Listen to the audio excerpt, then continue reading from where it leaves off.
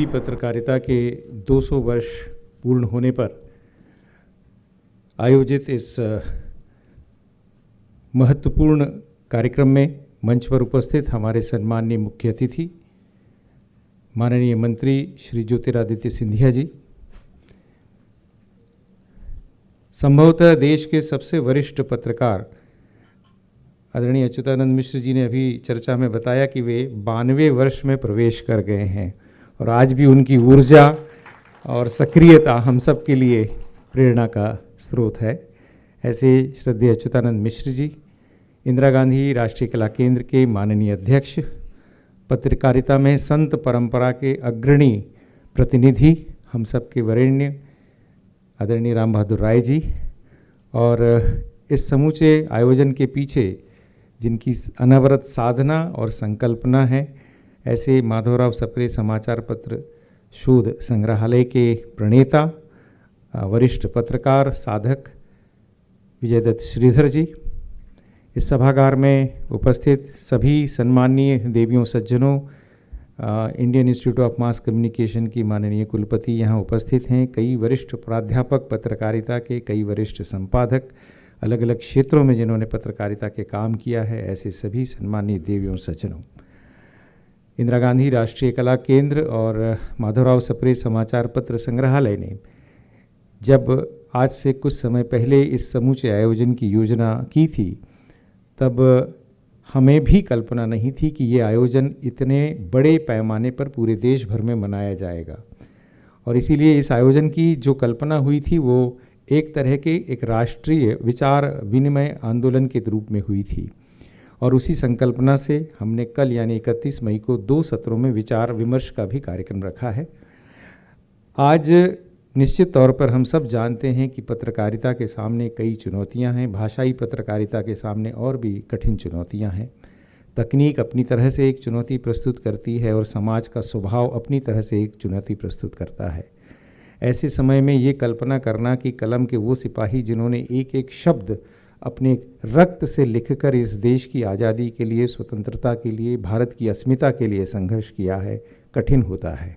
हम ये भी जानते हैं कि कैसे पत्रकारों ने, कैसे कलम के सिपाहियों ने अनवरत साधना करके अपने व्यक्तिगत हितों को परे रख के सिर्फ और सिर्फ राष्ट्र निर्माण का कार्य किया है। हम ये भी देखते हैं कि हमारे प्रमुख नेता भी जब कभी अपनी आवाज़ को बुलंद करने का कोई ज़रिया ढूंढते थे तो उनके सामने पत्रकारिता ही नज़र आती थी, फिर वो चाहे महात्मा गांधी हों, चाहे मदन मोहन मालवीय हों। और इसलिए हिंदी पत्रकारिता के ये 200 साल भारत की आज़ादी का इतिहास लिखने के 200 साल हैं, भारत की अस्मिता की रक्षा के 200 साल हैं, भारत की सांस्कृतिक चेतना के 200 साल हैं। और इसलिए हम सब आज इस अवसर पर यहाँ उपस्थित हैं। मैं माननीय मंत्री श्रद्धेय ज्योतिरादित्य सिंधिया जी का हृदय से स्वागत करता हूँ। उनका उत्साह, उनकी ऊर्जा, उनकी कल्पना शक्ति हम सब के लिए प्रेरणा का स्रोत है, और उन्होंने इस अवसर पर डाक टिकट निकालने की जो स्वीकृति प्रदान की है वो अपने आप में एक बहुत अभूतपूर्व कदम है। आप देखेंगे यहाँ जो प्रदर्शनी लगी है वहाँ आप देखेंगे कि कैसे हमारे संचार विभाग ने समय समय पर वरिष्ठ पत्रकारों की स्मृति में डाक टिकट निकाल कर पूरे देश को उन कलम के धनियों, मनीषियों के बारे में सचेत किया है, जागृत किया है।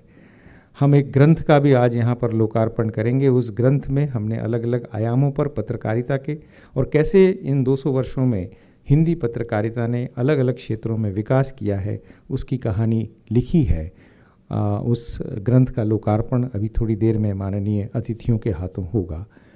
और एक और बात मैं आपसे निश्चित तौर पर कहना चाहता हूँ कि आज का और कल का जो हमारा आयोजन है, ये सिर्फ एक रस्मी उत्सव नहीं है जिसके ज़रिए हम कुछ लोगों को ये बताना चाहते हैं कि हम इस अवसर को मना रहे हैं।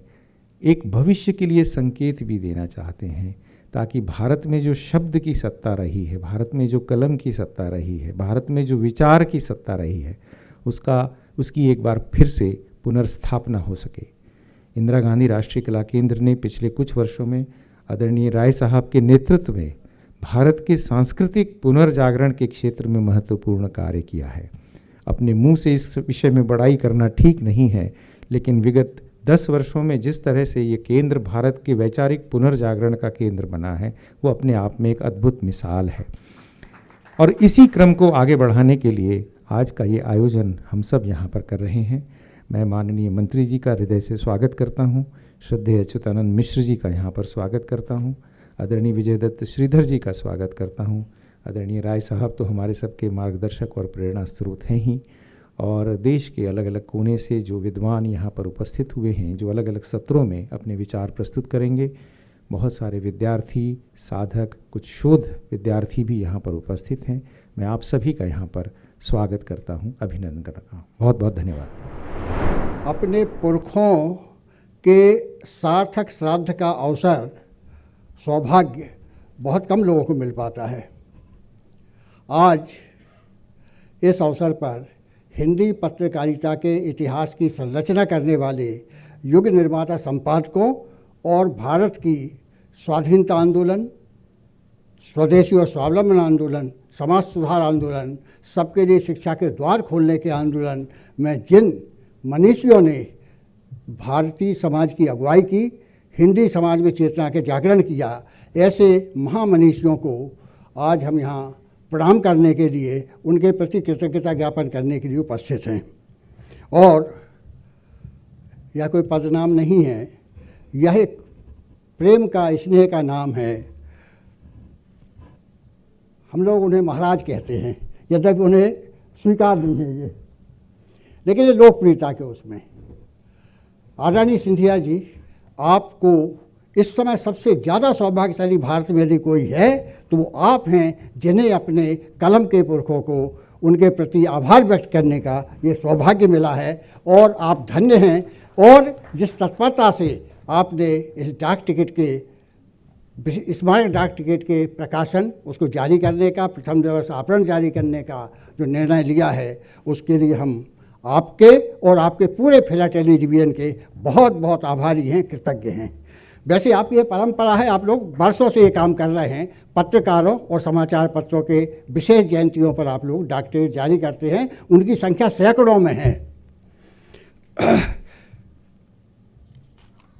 इस मौके पर केवल हिंदी पत्रकारिता के यात्रा के बारे में थोड़ी सी बात करना है।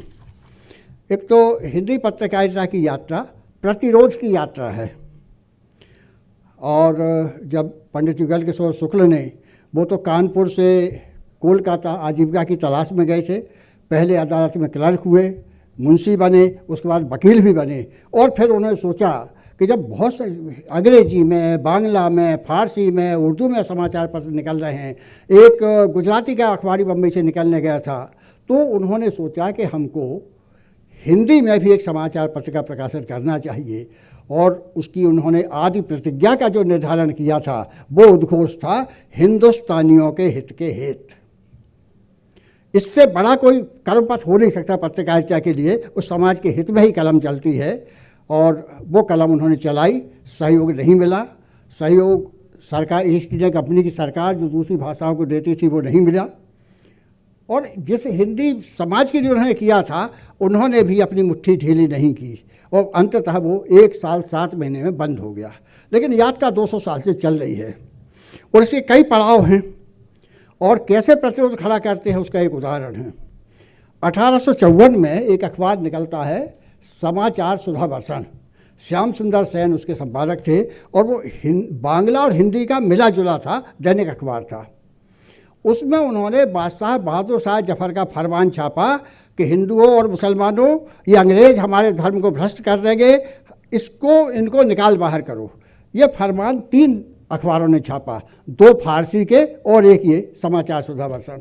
मुकदमा चला, तो फारसी के दोनों अखबारों के संपादकों ने माफ़ी मांग ली और वादा कर दिया कि आगे से ऐसी गलती नहीं करेंगे। लेकिन बाबू श्याम सुंदर सेन ने कहा कि नहीं, हम अपने कोर्ट में दाखिल कर दिया मुकदमा, हम उसका सामना करेंगे।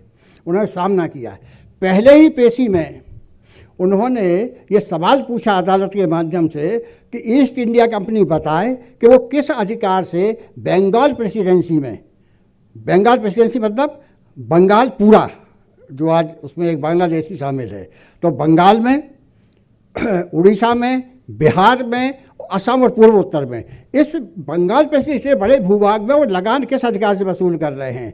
तो उन्होंने बड़े अकड़ के साथ जवाब दिया, हमको बादशाह ने फरमान दिया है। तो कह रहा बादशाह का जो फरमान लगान वसूली के लिए आपको अधिकार देता है, उसी बादशाह का फरमान हमने छापा है, तो ये गैर कानूनी कैसे हो जाएगा? अंततः उन्हें ससम्मान बरी किया गया।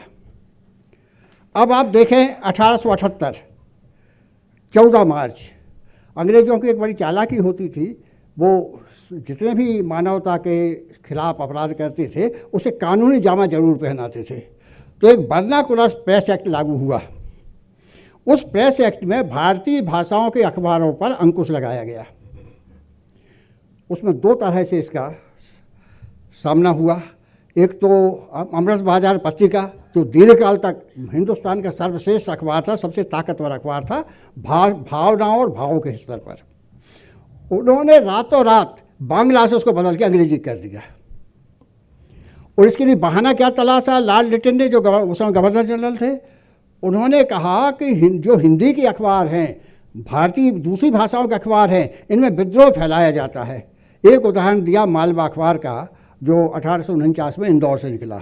उसकी एक कहानी बताई उन्होंने, उसमें एक कहानी लिखी है कि एक हिरन ने एक बाघ और एक शेर को अपने पंजे में दबोच रखा है, और वो कहता है कि ऐसा अखबार है जो मध्य भारत के हर बाजार में और हर दरबार में पढ़ा जाता है, तो विद्रोह फैलाएगा। यही संवाद भास्कर ने किया बांग्ला के, तो ऐसा उन्होंने ये कानून लगा दिया। अब हम इससे आगे की बात करें, 1896 पहली बार ऐसा हुआ कि एक भारतीय ब्रिटिश पार्लियामेंट के लिए चुना गया, दादा भाई नौरोजी। एक अखबार निकलता है पाक्षिक भारत भ्राता, ये रीवा से निकलता था, और उसके संपादक भी बड़े अजीबोगरीब उनका वो था भूमिका। एक तरफ वो रीवा रियासत के कमांडर इन चीफ थे, और दूसरी तरफ भारत भ्राता के संपादक थे। एक हाथ में कलम और दूसरे में तलवार। लेकिन उन्होंने कलम को प्राथमिकता दी। उन्होंने एक संपादकीय टिप्पणी लिखी कि ये भारत के अच्छे दिन आने वाले हैं। हमारे एक भारतीय को फिंसबरी, ये वहाँ की पार्लियामेंट कॉन्स्टिट्यूंसी, तो एक फिंसबरी क्षेत्र के नियोजकों ने पार्लियामेंट के लिए चुन लिया है। अब वो हमारे सवाल भी वहाँ उठा सकते हैं, लेकिन क्योंकि उन्हें चुना फिंसबरी के नियोजकों ने हैं, मतदाताओं के नियोजक शब्द, तो उनका कर्तव्य है कि पहले वो उनसे आज्ञा लें, और यदि वो आज्ञा दे दें तो फिर वो हमारे भारत के सवाल भी उठाएं। लोकतंत्र की ऐसी मर्यादा 125 साल पहले हमारी जो प्रज्ञा थी, हमारी जो भारतीय मनीषा थी, हमारे संपादक थे, उनमें इतना ज्ञान था कि लोकतंत्र क्या कहता है। फिर हम देखें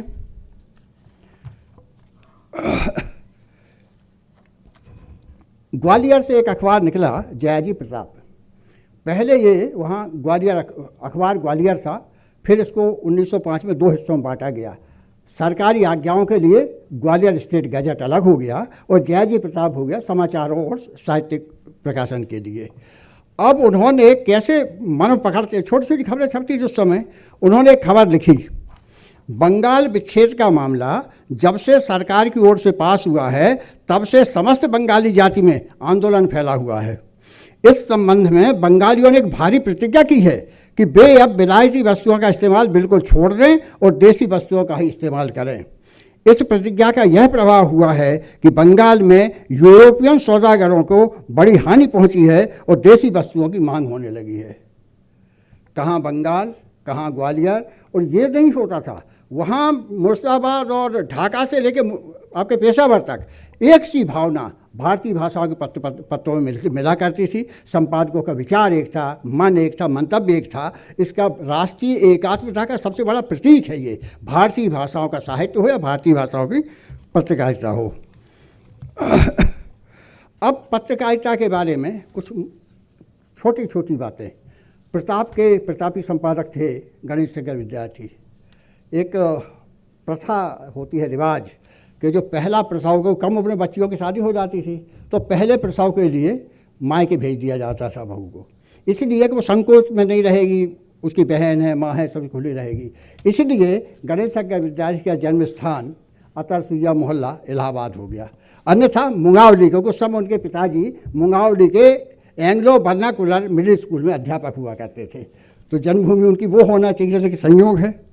उन्होंने एक बड़ी अच्छी बात की, और वो कहते हैं कि पत्रकारों को जो भी वो लिखें वो प्रमाण और परिणाम का विचार करके लिखें। जो लिख रहा है उसके लिए उनके हाथ में प्रमाण होना चाहिए और उन्हें यही विचार करें जो हम लिख रहे हैं इसका परिणाम क्या होगा। मेरी समझ जिम्मेदारी का इतना बढ़िया एहसास माखनलाल जी ने इस बात को थोड़ा और आगे बढ़ाया। वो कहते थे पत्रकारों की कलम न अटकनी चाहिए न भटकनी चाहिए, और चेतावनी देते हैं कि आपकी कलम की कीमत लगेगी, बार बार लगेगी, लेकिन जिस बार आप वो कीमत को स्वीकार कर लोगे उसके बाद से आपकी कलम की कीमत शून्य हो जाएगी। ये सारी चेतावनी माखनलाल चतुर्वेदी की। माखनलाल जी का जिक्र हुआ है तो आपको बताएं, 4 अप्रैल 2022 को पहले तो जो होशंगाबाद ज़िला है, होशंगाबाद नगर है, उसका नाम नर्मदापुरम हुआ। उसके बाद बाबई जो माखनलाल चतुर्वेदी के जन्म स्थान है उसका नाम माखन नगर हो गया। ये सरकारी रिकॉर्ड में भी हो गया, समाज में भी हो गया, और हिंदुस्तान के इतिहास में पहली बार हुआ है कि साहित्यकार संपादक के नाम पर उसकी जन्मभूमि का नाम कर दिया जाए। हिंदी समाज का एक अजीब सा एक संकोच या उदासीनता है कि ये बहुत बड़ी घटना है, इसका जिस उत्साह के साथ सारे समाज को स्वागत करना चाहिए था उस समय हम लोग चूक कर बैठे। एक बात और संपादकीय सजगता की, 1942 की दीपावली की रात में हजारीबाग जेल से 7 कैदी फरार हो गए। सेंसर की सील लगा एक प्रेस नोट जारी हुआ, हिंदुस्तान भर के अखबारों में खबर वैसी की वैसी छप गई, छोटी सी सिंगल कॉलम। एक संपादक सत्यदेव विद्यालंकार जी, वो विश्वामित्र के दिल्ली संस्करण के संपादक हुआ करते थे। वो संयोग से शाम को दफ्तर में थे, उनके सामने जब प्रेस नोट गया तो उन्होंने कहा कि बहुत बड़ी खबर है। उसमें क्या था कि 7 नाम थे जो फरार कैदियों के, उसमें से चौथे नंबर पर जयप्रकाश नारायण का नाम था। आपको याद होगा 1942 में सारे बड़े नेता गिरफ्तार हो चुके थे आज़ादी की लड़ाई के आंदोलन के, लेकिन जब जयप्रकाश जी बाहर आ गए तो जो हमारा युवा शक्ति थी हिंदुस्तान की, उसको एक नेतृत्व, एक मार्गदर्शक मिल गया। उसका परिणाम भी हम लोगों के सबके सामने है। मित्रों, ज़्यादा बात नहीं करना है क्योंकि हमको सुनना है आदरणीय राय साहब को, माननीय ज्योतिरादित्य सिंधिया जी को। मैं अपनी बात को यहीं विराम देता हूँ। बहुत बहुत धन्यवाद। माननीय संचार और पूर्वोत्तर विकास मंत्री श्री ज्योतिरादित्य सिंधिया जी से मैं अनुरोध करूंगी कि वो स्मारक डाक टिकट का विमोचन करें। हिंदी पत्रकारिता द्विशताब्दी स्मारक डाक टिकट का आधिकारिक विमोचन। माननीय प्रधानमंत्री श्री नरेंद्र मोदी जी का प्रेषित लिखित संदेश हमारे बीच मौजूद है और इसका वाचन करने के लिए मैं IGNCA के अध्यक्ष श्री राम बहादुर राय जी से अनुरोध करूंगी कि वो प्रधानमंत्री जी का संदेश हम सबको पढ़कर सुनाएं। हमने आदरणीय प्रधानमंत्री श्री नरेंद्र मोदी जी से इस संदेश के लिए आग्रह किया था और कल उनका संदेश मिला है जिसे मैं पढ़ रहा हूँ। इंदिरा गांधी राष्ट्रीय कला केंद्र और माधव सप्रे स्मृति समाचार पत्र संग्रहालय एवं शोध संस्थान द्वारा हिंदी पत्रकारिता के 200 वर्ष विषय पर राष्ट्रीय महोत्सव के आयोजन के बारे में जानकर प्रसन्नता हुई। वर्ष 1826 में उदंत मार्तंड के प्रकाशन के साथ आरंभ हुई हिंदी पत्रकारिता की द्विशताब्दी की यात्रा का यह अहम पड़ाव भारत की चेतना, विचार और जनजागरण का उत्सव है।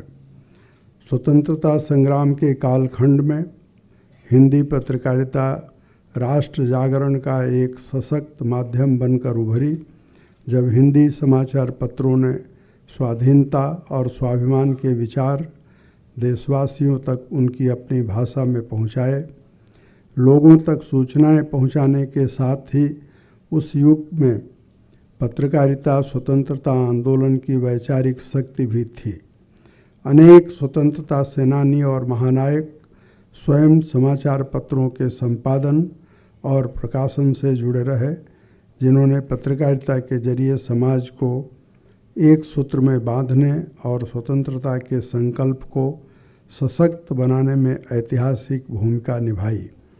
आज़ादी के बाद हिंदी पत्रकारिता ने भारत के लोकतांत्रिक और सामाजिक जीवन को दिशा देने में महत्वपूर्ण योगदान दिया।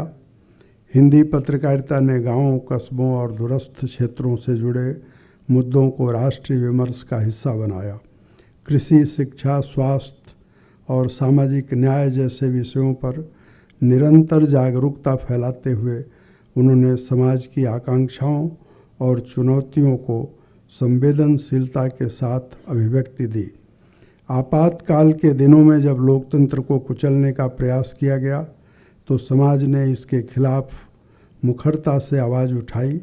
इस कड़ी में प्रेस पर प्रतिबंधों, सेंसरशिप और दबावों के बीच कई हिंदी समाचार पत्रों एवं पत्रकारों ने सत्य के प्रति अपनी निष्ठा बनाए रखी। आज जब एक सशक्त और आत्मनिर्भर भारत के निर्माण की दिशा में देश नई ऊर्जा और आत्मविश्वास से आगे बढ़ रहा है, तब हिंदी पत्रकारिता इस परिवर्तन यात्रा की सशक्त सहभागी बनी हुई है। बेटी बचाओ, बेटी पढ़ाओ, स्वच्छ भारत अभियान, डिजिटल पेमेंट, जल संरक्षण और सामाजिक जागरूकता से जुड़े प्रयासों में मीडिया ने समाज को प्रेरित करने और लोगों की सहभागिता बढ़ाने का कार्य किया है। अपनी व्यापक पहुंच के माध्यम से हिंदी पत्रकारिता आज राष्ट्र निर्माण और सामाजिक उत्थान की एक प्रभावी शक्ति बनी हुई है। इस अमृत काल में विकसित भारत के संकल्प की सिद्धि के लिए जागरूक और कर्तव्यनिष्ठ नागरिकों की भूमिका अत्यंत महत्वपूर्ण है। ऐसे समय में देशवासियों को दायित्वों, संभावनाओं और राष्ट्रहित से जुड़े विषयों के प्रति जागरूक बनाने में हिंदी पत्रकारिता की भूमिका अत्यंत महत्वपूर्ण रहेगी। मुझे विश्वास है कि हिंदी पत्रकारिता की यह 200 वर्षों की गौरवशाली यात्रा नई पीढ़ी के पत्रकारों, शोधार्थियों और मीडिया जगत से जुड़े सभी साथियों को प्रेरित करेगी। इस विश्वास के साथ हिंदी पत्रकारिता से जुड़े सभी पत्रकारों, संपादकों, शोधकर्ताओं और पाठकों को इस ऐतिहासिक अवसर पर पुनः शुभकामनाएं। आपका नरेंद्र मोदी। और इन्हीं 2 शताब्दियों की विरासत को समेटने वाला महत्वपूर्ण ग्रंथ, इसका विमोचन करते हैं हिंदी पत्रकारिता 200 साल की महागाथा। अगले पड़ाव पुस्तक लोकार्पण की तरफ हम बढ़ेंगे। वरिष्ठ पत्रकार और लेखक श्रीकांत सिंह जी द्वारा लिखित पुस्तक हिंदी पत्रकारिता के हिंदीतर उन्नायक, इसका लोकार्पण। प्रतिष्ठित शोध पत्रिका संचार माध्यम 200 वर्ष विशेषांक, ये विशेषांक माननीय अतिथियों को भेंट कर रही हैं IIMC भारतीय जनसंचार संस्थान की कुलपति डॉक्टर प्रज्ञा पालीवाल और प्रोफेसर प्रमोद कुमार। इस एक ऐतिहासिक अवसर पर 200 वर्ष की हिंदी पत्रकारिता के साक्षी बन रहे हैं। अभी हमने श्रीधर जी के द्वारा सुना कि हिंदी की पत्रकारिता में कितने बड़े लोग थे, बहुत बड़े लोग थे, और उनका जो स्वागत, उनका जो सम्मान था समाज में, देश में, वो भी बहुत बड़ा था। उन्होंने कुछ किस्से भी सुनाए, जैसे माखनलाल जी का किस्सा सुना रहे थे। वो माखनलाल चतुर्वेदी जी कर्मवीर अखबार निकालते थे।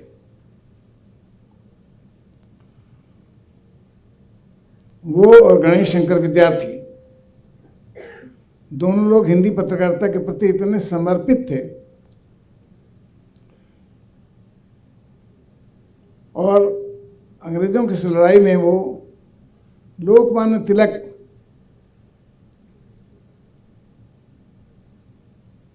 से प्रेरणा लेते थे। माधवराव सप्रे, लोकमान्य तिलक, माधवराव सप्रे, महावीर प्रसाद द्विवेदी, ये ऐसे बड़े बड़े नाम हैं। उनमें 1-2 चीज़ों का उल्लेख उन्होंने किया था। माधवराव सप्रे के बारे में, यानी माखनलाल जी के बारे में। माखनलाल जी और गणेश शंकर विद्यार्थी ये अंग्रेजों को सशस्त्र क्रांति से हटाना चाहते थे। गणेश शंकर विद्यार्थी जी का प्रताप अखबार था, पूरे देश भर से क्रांतिकारी वहाँ आते थे, वहीं रहते थे, वहीं खाना खाते थे और क्रांति की प्रेरणा लेके चले जाते थे। और पूरे देश भर से माखनलाल जी जिनका उल्लेख वो कर रहे थे, जब महात्मा गांधी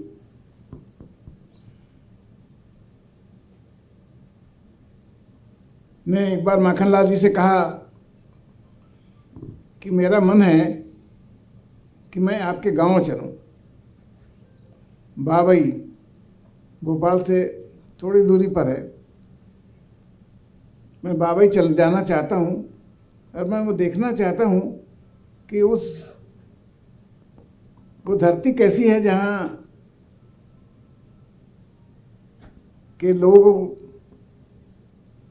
जहाँ के माखनलाल चतुर्वेदी जहाँ से पैदा हुए। माखनलाल जी नहीं चाहते थे। माखनलाल जी गांधी जी से कह रहे थे कि एक छोटा सा कस्बा है, 2-3 हज़ार आबादी होगी, कहाँ जाएंगे आप? रास्ते में, ट्रेन में, यात्रा में गांधी जी ने उनको चुप कराया। उन्होंने कहा मैंने जो सवाल पूछा है उसका जवाब दीजिए,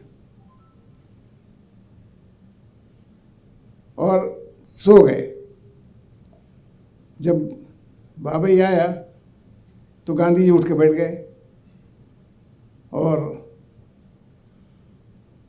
फिर माखनलाल जी ने कहा कि रात का समय है, कहाँ जाएंगे आप?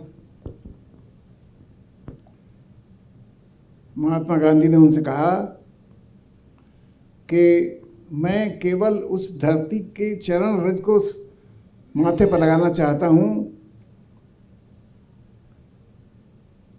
जिसने आप जैसे लोगों को पैदा किया। माखनलाल जी पत्रकार थे, साहित्यकार थे, लेखक थे और राजनीतिक नेता भी थे। माखनलाल जी कांग्रेस के साथ जुड़े हुए थे और ऐसा लोग कहते हैं कि अगर वो राजनीति में सक्रिय हुए होते तो मुख्यमंत्री पद के पहले दावेदार होते। लेकिन उनके मन में कहीं लिप्सा नहीं थी, कहीं मुख्यमंत्री बनने की इच्छा नहीं थी। मध्य भारत की कांग्रेस के वो बड़े नेता थे और एक बार सरदार पटेल जो उसके अखिल भारतीय अध्यक्ष थे, उन्होंने उनसे पूछा कि आपके यहाँ से कौन कौन से ऐसे लोग हैं जिनको कि हम कांग्रेस में आगे रखें, आगे बढ़ाएं। तो उन्होंने 2-4 नाम माखनलाल जी ने भेज दिए। सरदार पटेल ये चाहते थे किसी व्यक्ति के लिए, उन्होंने कहा कि क्या ये अच्छा नहीं होगा कि अमुक व्यक्ति को भी शामिल कर दिया जाए इसमें? तो माखनलाल जी ने उनसे कहा मेरी दृष्टि में वो व्यक्ति अच्छा नहीं है और उसके आने से कांग्रेस में निराशा और गुटबंदी बढ़ेगी, और मैं तो, मुझसे आपने नाम मांगा था, मैंने नाम दे दिया, आप अखिल भारतीय अध्यक्ष हैं, आप काट करके उसका नाम जोड़ दीजिए, लेकिन मैं अपने उससे नहीं जोड़ूंगा। और ऐसे ऐसे माखनलाल जी के बारे में तो उनका और गणेश शंकर विद्यार्थी का जो एक तारतम्य था, दोनों लोगों ने गांधी जी से ये कहा था कि 1916 की लखनऊ कांग्रेस थी। लखनऊ कांग्रेस में ये तय हुआ था कि मुस्लिम लीग और कांग्रेस मिल करके आज़ादी की लड़ाई लड़ेंगे। उसी कॉन्फ्रेंस में तमाम लोग देश के अन्य नेता भी आए हुए थे और गांधी जी भी आए हुए थे, लोकमान्य तिलक भी आए हुए थे, माखनलाल जी और गणेश शंकर विद्यार्थी जी वहीं पर गांधी जी से मिले और गांधी जी से उन्होंने कहा कि हमारा कानपुर बहुत नज़दीक है यहाँ से, और कानपुर में युवा लोग बहुत रहते हैं, आप कानपुर आ जाइए।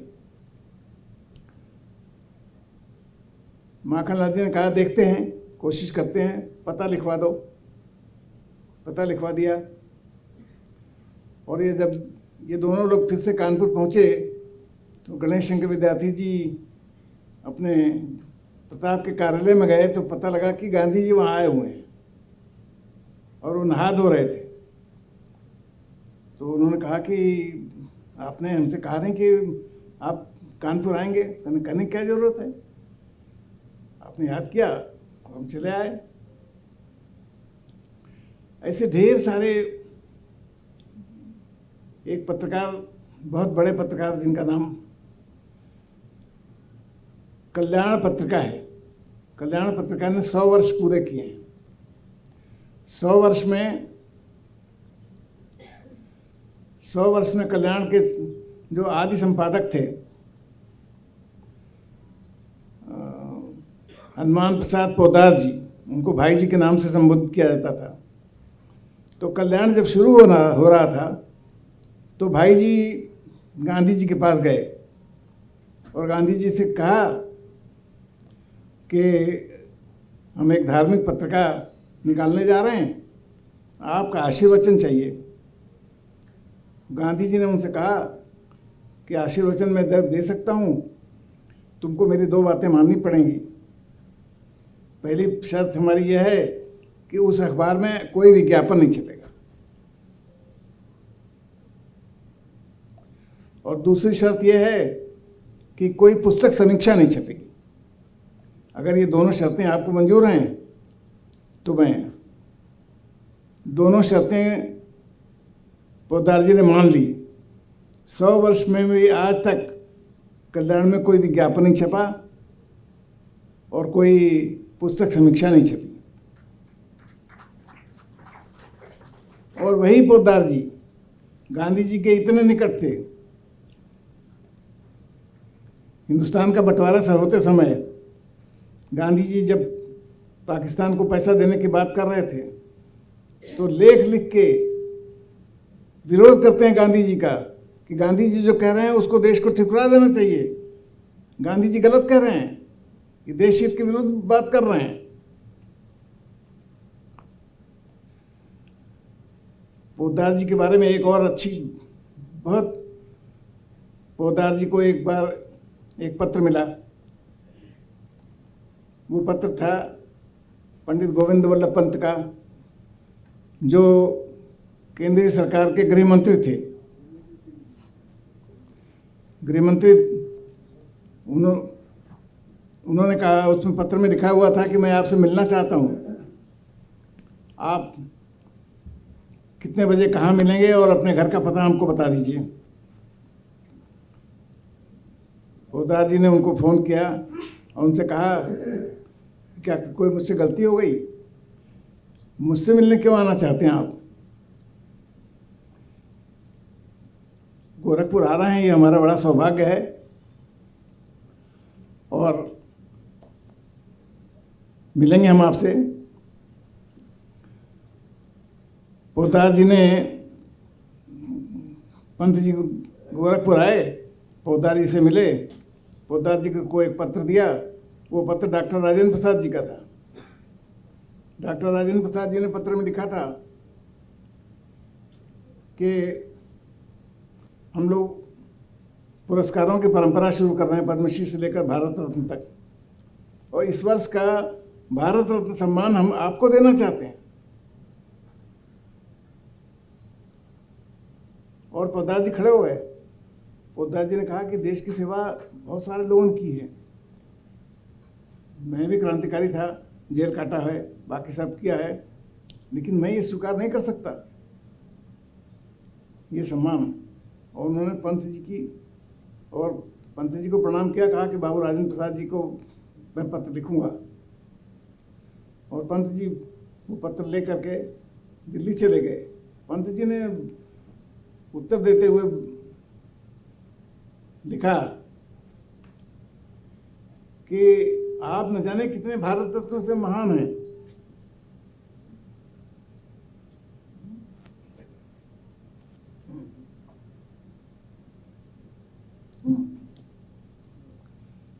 तो एक ऐसे ऐसे लोग थे उस समय की पत्रकारिता में, जो देश के हित के लिए, देश के संस्कारों के लिए। अब आज की जो हिंदी की व्यवस्था है, आज की जो हिंदी की पत्रकारिता है, आज के जो हिंदी के अखबार हैं, उस पर तो एक बहुत लंबा विषय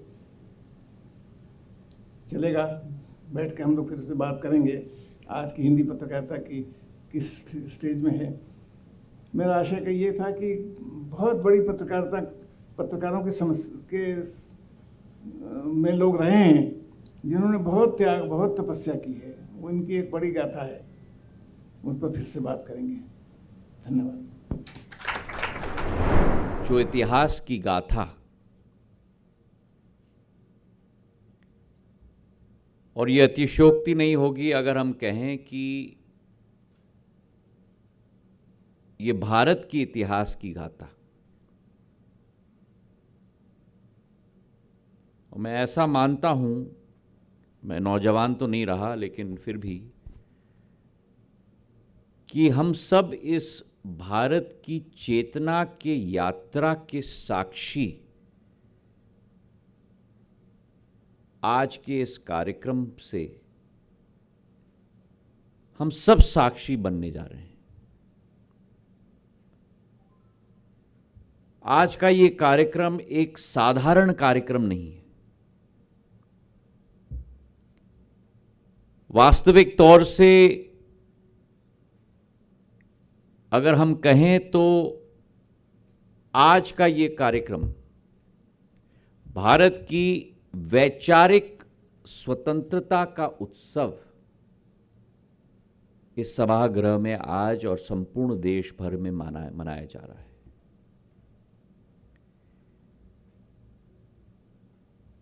और जब श्रीधर जी और बाबूजी ने मुझे इस कार्यक्रम के लिए आमंत्रित किया,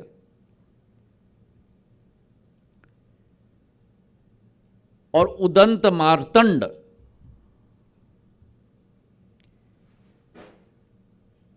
की द्विशताब्दी वर्षगांठ मनाने के लिए डाक टिकट जारी करने के लिए मेरे समक्ष आए, तो मैंने ये माना कि ये औपचारिक उपस्थिति का कार्यक्रम नहीं, लेकिन भारत की संस्कृति, भारत की संस्कार, भारत की इतिहास से जुड़ी हुई हिंदी पत्रकारिता को नमन करने का सौभाग्य मिलने वाला कार्यक्रम है। और फिर बाबूजी को तो ना कौन कह सकता है।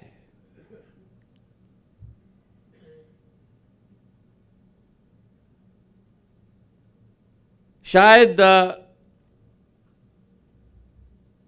30 मई 1826 को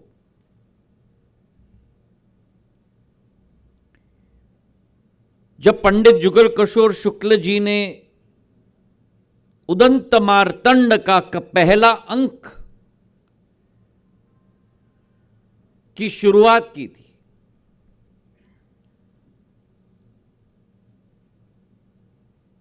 शायद उन्होंने भी कभी नहीं सोचा था कि ये केवल एक अखबार का अंक की शुरुआत नहीं है, लेकिन ये भारत के अंदर मां भारती भारतीयता की मशाल को जागरूक करने का एक वाहन के रूप में एक नई जागृति की शुरुआत इन्होंने की है। और वो समय भी एक अलग समय था। उस समय ना प्रिंटिंग मशीन्स होती थी, ना डिजिटल रीच होता था, ना कोई बड़े संसाधन थे। और अभी श्रीधर जी मुझे बता रहे थे, ना उस समय कोई एडवर्टाइजमेंट का मॉडल होता था। ये कुछ क्षमताएं उस समय में नहीं थी, लेकिन एक भाव जरूर थी, और वो भाव थी भारत की आत्मा को हमें जागरूक करना होगा। और यही हिंदी पत्रकारिता की सबसे बड़ी महान योगदान है इस देश की इतिहास में, इस देश के वर्तमान में, और आने वाले समय में इस देश के भविष्य में।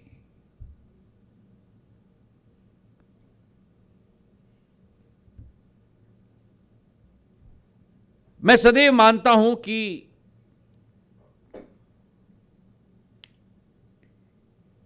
पत्रकारिता जगत, अंग्रेजी में जो कहावत है ना, the pen is mightier than the sword,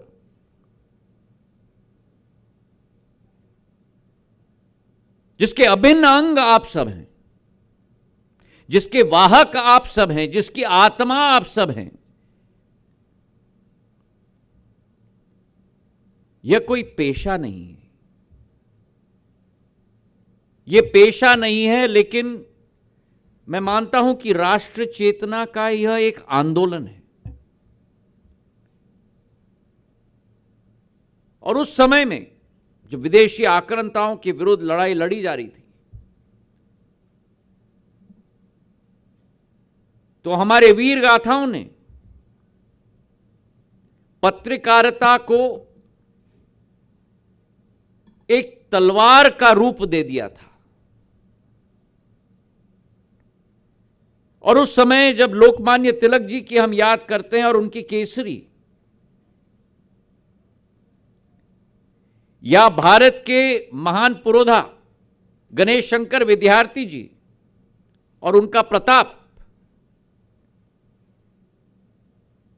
ये केवल पत्रकार जगत के माध्यम नहीं थे, पर एक राष्ट्र को एक नई सोच, विचारधारा, जागरूकता पैदा करने की क्षमता रखने वाले वाहक थे। और जैसे अभी जोशी जी ने कहा कि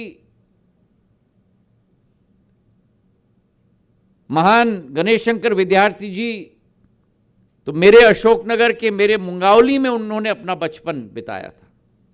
तो मेरा तो अति सौभाग्य है कि ग्वालियर स्टेट का भाग था, और आज जनसेवा के जीवन में मेरे जनसेवक होने के नाते मेरी जिम्मेदारी का क्षेत्र है।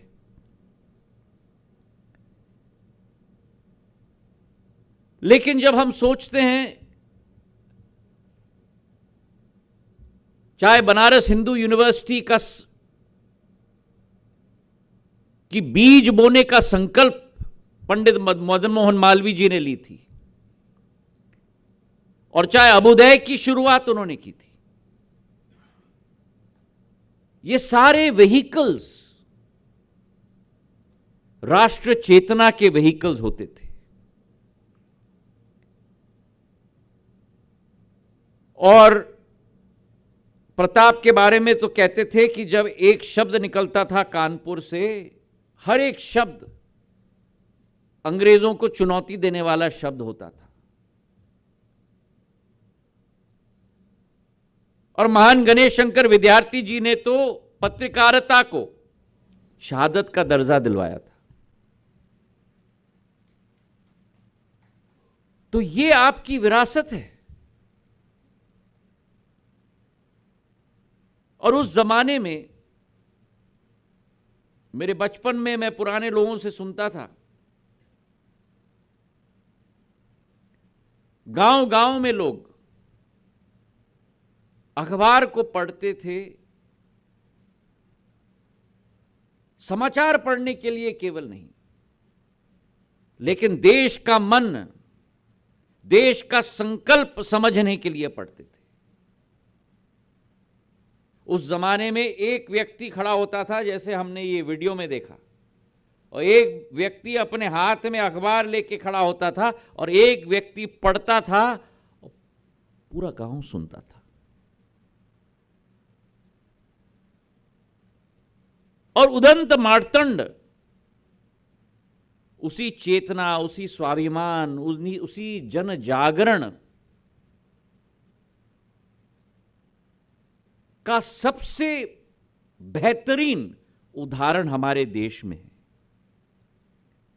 तो आज का कार्यक्रम केवल हिंदी पत्रकारिता की द्विशताब्दी मनाने का कार्यक्रम नहीं है, लेकिन उन सब हस्तियों को नमन करने का और हिंदी पत्रकारिता का भारत के इतिहास में योगदान देने का एक उत्सव मनाने का दिन है।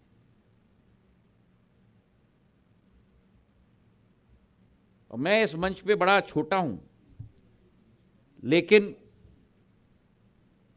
मैं अगर इन हस्तियों के समक्ष कह पाऊं कि सिंधिया परिवार का भी पत्रकार जगत में, श्रीधर जी, एक अभूतपूर्व योगदान रहा। मेरे परदादा माधव महाराज ने जयाजी प्रताप शुरू की थी ग्वालियर स्टेट में, जो श्रीधर जी ने अपने वक्तव्य में भी कहा, लोगों को जागरूक करने के लिए। हमारे ग्वालियर के बाड़े में वो प्रिंटिंग प्रेस होती थी, जो अब एक पुराना इंडस्ट्रियल म्यूजियम में मैं परिवर्तित करने की कोशिश कर रहा हूं, और वहां पुराने प्रेस को भी मैं रखूंगा। और उसके बाद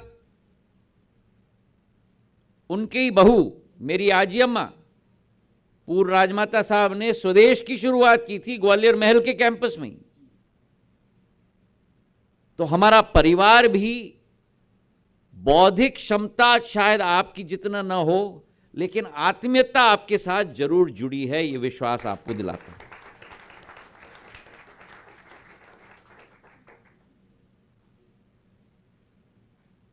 अब उस जमाने में चुनौतियां अलग होती थी। उस जमाने में चुनौती होती थी सेंसरशिप की, अभिव्यक्ति की स्वतंत्रता रोकने का पूरा प्रोग्राम बना हुआ था। संसाधनों की कमी होती थी। लेकिन आज के युग में 200 वर्ष बाद चुनौतियां अलग हैं। इंफॉर्मेशन एक्सप्लोजन हो चुका है, आर्टिफिशियल इंटेलिजेंस का जमाना आ गया है, और इस दौर में अगर मैं कह पाऊं तो सबसे बड़ा संकट क्रेडिबिलिटी की बन चुकी है। और क्रेडिबिलिटी की संकट इसलिए बन चुकी है क्योंकि fake narratives, deep fake technology, miss information, video को मैनिपुलेट करना। उस जमाने में कहा जाता था कि जो आंखों से देखा है वो सच है। आज अखबार और इंफॉर्मेशन सिस्टम के बीच में सच ढूंढना पड़ता है।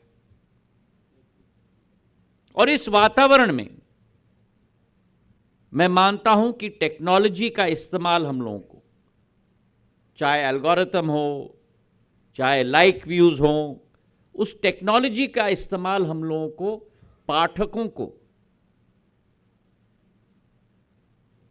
पाठकों में एक जागरूकता पैदा करने के लिए, एक तड़प पैदा करने के लिए, केवल रिपोर्टाज नहीं, लेकिन रिपोर्टाज के साथ एक डीप एनालिसिस, जिसके आधार पर हमारी बौद्धिक क्षमता भी बढ़ पाए। क्योंकि journalism is not only data, journalism is about preserving the human conscience, और ये जिम्मेदारी आप लोगों के हाथों में।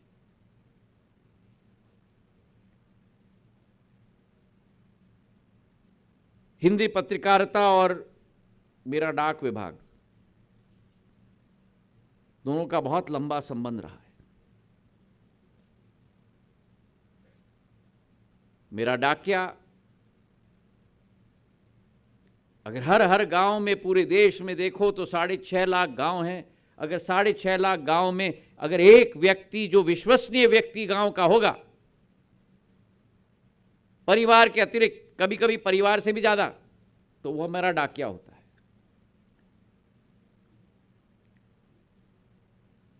गांव के पगडंडी पर जब चलता था तो पूरा गांव अपने दरवाजे पे खड़ा हो जाता था कि मेरा डाकिया आया है, बेटे का रोजगार का पत्र लेते हुए, किसान की बीमा चेक लेते हुए, मनी ऑर्डर लेते हुए, बेटी के लिए नई नौकरी की सूचना लेते हुए, या किसी नए अखबार का प्रकाशन लेते हुए। और ये रिश्ता एक बहुत पुराना रिश्ता रहा है। और एक किस्सा मैं सुनाना चाहता हूं बापू की, महात्मा गांधी जी की। एक व्यक्ति ने महात्मा गांधी बापू जी को चिट्ठी लिखी, पर उन्हें बापू का पता मालूम नहीं था। तो जहां पता के लिए लिखा जाता है लाइन, वहां उन्होंने लिखा, महात्मा गांधी जहां हैं वहीं। अब उस जमाने में तो ये डब्बा नहीं था कि गूगल मिल जाए या जीपीएस सिस्टम मिल जाए कि ट्रेस करो भैया। पर पग पग पे डाकिया चलकर उसने शोध करके मालूम किया कि बापू सेवाग्राम वर्धा में, और वो चिट्ठी बापू के यहां उस डाकिये ने पहुंचाई। और ये एक उदाहरण है कि हमारा डाक विभाग, हमारी पत्रकारिता की सबसे अक्षुण्ण भाव क्या है। बॉटम लाइन नहीं, प्रॉफिटेबिलिटी नहीं, कलयुग में उसकी भी जरूरत पड़ती है, पर सबसे ज्यादा जरूरत मानवीय संवेदना की होनी चाहिए, प्रतिबद्धता की होनी चाहिए। राष्ट्र के प्रति अपना प्रेम और अपने जिम्मेदारी के निर्वाह करने का एक धर्म, यह भावना होनी चाहिए। आज के इस दिवस पर हिंदी पत्रकारिता की विरासत को हम सम्मान करते हैं। मुझे बड़ी खुशी है कि ये जो 200 वर्ष पुरानी एक संबंध रही है दोनों हिंदी पत्रकारिता और डाक विभाग के बीच में, आज एक डाक टिकट स्मारक के रूप में हम लोग ने इसका आज सभी के समक्ष इसका उद्घाटन किया है। मैं बधाई और शुभकामनाएं सबको देना चाहता हूं। अंत में मैं ये कहना चाहता हूं कि जमाना बदल जाता है, तकनीक बदल सकते हैं, मंच बदल सकते हैं, संचार के साधन बदल सकते हैं, लेकिन पत्रकारिता का धर्म कभी नहीं बदलना चाहिए। और हमारा धर्म क्या है? सत्य। हमारा धर्म है विश्वसनीयता। हमारा धर्म है संवेदनशीलता। हमारा धर्म है राष्ट्रहित। ये हमारी आत्मा है। हमारे धरोहरों ने आज जो इस मंच से हम लोगों को इतिहास का स्मरण दिलाया है, हमारे फॉर्म चेंज हो सकते हैं, पर हमारे मूल्य, हमारे सिद्धांत यही रहने चाहिए, जिसे स्थापित करने के लिए इन्होंने अपना संपूर्ण जीवन खपा दिया है। आज हम सब इनसे सीखें, पंडित जुगल किशोर शुक्ल जी से सीखें। जो बीज उन्होंने बोई थी उदंत मार्तंड के रूप में, आज वो एक वट वृक्ष के रूप में पूरे देश में छाया हुआ है। और यही सबसे बड़ी विरासत होती है, क्योंकि विधि का विधान है कि एक दिन हमें आना है, एक दिन हमें जाना है, लेकिन जो सिद्धांत वे छोड़ के गए हैं आज भी जीवित हैं और इस पृथ्वी के अंत तक वे जीवित रहे। ये जिम्मेदारी आपके हाथ में है। आप सभी को मेरे तरफ से बहुत बहुत शुभकामनाएं। धन्यवाद। जय हिंद, जय भारत। पत्रिका संचार माध्यम ने में हिंदी पत्रकारिता की द्विशताब्दी का एक पूरा अंक निकाला है, जिसमें आदरणीय विजय दत्त श्रीधर जी ने उदंत मार्तंड की द्विशताब्दी पर अपने लेख के अंत में 9 प्रश्न उठाए हैं। पहला सवाल, हिंदी पत्रकारिता आत्मघात की राह पर क्यों चल रही पड़ी है, ये विजय दत्त श्रीधर जी ने उठाया है। मैं आपसे कहूँ कि यह जो आयोजन है उसका श्रेय किसी एक व्यक्ति को है, तो वे विजय दत्त श्रीधर जी हैं। और उन्होंने जो सवाल उठाया है उसका उत्तर हमको खोजना है।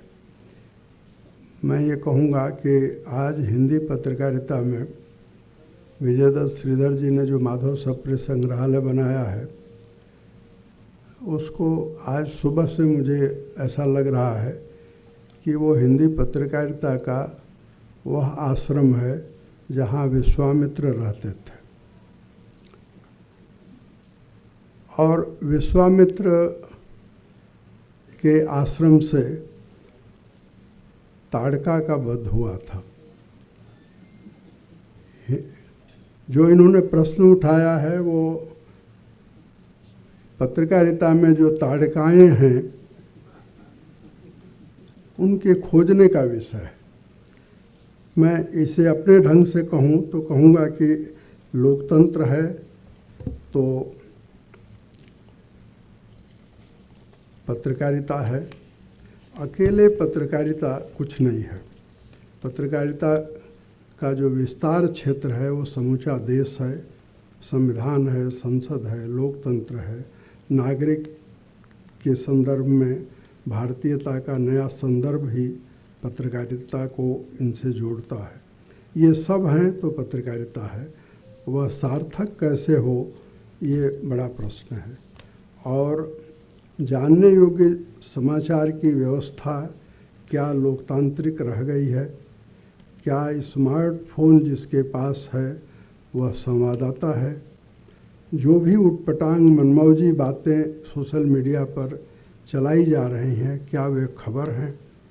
MJ अकबर से एक बार मैं बात कर रहा था और ख़ास करके इन्हीं दिनों में, और उनसे मैंने पूछा कि आप तो बहुत बड़े संपादक रहे हैं, आज के ज़माने में अगर हम आपसे पूछें कि खबर क्या है, तो MJ अकबर ने मुझे कहा कि खबर तो वही है जिसे संवाददाता देता है और कोई दूसरा देखकर तौलकर उसे जारी करता है। मैं कहना चाहता हूं कि सोशल मीडिया पर जो कुछ छप रहा है उसे खबर मानने की हम भूल न करें। खबर खबर है। और इसलिए हिंदी पत्रकारिता की श्रेष्ठ परंपरा में जो सवाल खड़े हुए हैं, जिसको कि विजय दत्त श्रीधर जी ने उठाया है, और मैंने भी ये जो हिंदी पत्रकारिता 200 साल की महागाथा है उसमें जो आखिर में 2 वाक्य मैंने लिखा है वही कहकर मैं अपनी बात पूरी करूँगा।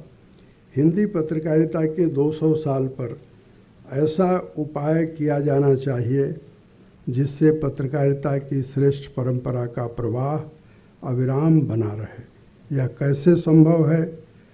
मैं कहता हूँ कुछ भी असंभव नहीं है। महाभारत के वेदव्यास का अंतिम संदेश यही है कि स्वधर्म को जाने। दिमाग के बंधन से प्रश्न उभरते हैं, दिल की राह से संभावनाएं स्पष्ट होती हैं। पत्रकारिता की परंपरा में जिन महापुरुषों को हम याद करते हैं, उन्होंने दिमाग से नहीं दिल से अपना कर्तव्य पथ चुना, यही स्मरण रखना है। मैं अपनी बात पूरी करता हूँ। आदरणीय मंच, चूँकि अभी अभी श्री ज्योतिरादित्य सिंधिया जी चले गए, उनका आभार।